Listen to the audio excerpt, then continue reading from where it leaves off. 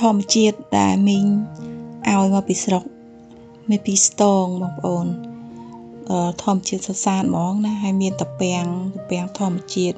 មានតាពាំងស្រស់តាពាំងជ្រក់ហើយស្រាប់ក៏មានបន្លែគះដីហើយនឹងយើងផ្សារតាពាំងស្លឹកងប់បងប្អូនមានអំពិលខ្ចីមានខ្វិតអីអញ្ចឹងទៅយើងជាកូនអ្នកស្រែបងប្អូនទោះបីថាយើងរស់នៅក្នុងគីមីច្រើនយ៉ាងណាក៏យើង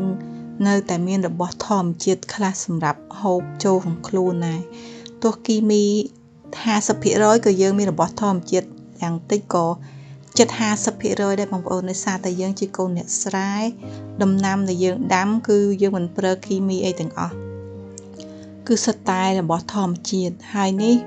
ផ្ទះមីងខ្ញុំគឺគាត់មានខ្នោច្រើនហើយខ្ញុំឃើញចឹងខ្ញុំក៏សុំហើយអរគុណដែរដែលបងថ្លៃហើយនឹងបងជីដូនមួយតែសុំហើយគឺដឹកយកមកឲ្យដល់ពេញហ្មងហើយក៏អរគុណមីងដែរផ្ទះគាត់ដាំអីក៏កើតដែរផ្លែឈើអីដំណាំអីនិយាយទៅគឺដាំកើតហ្មងផ្ទះគាត់សុទ្ធតែដំណាំធម្មជាតិផ្លែល្អ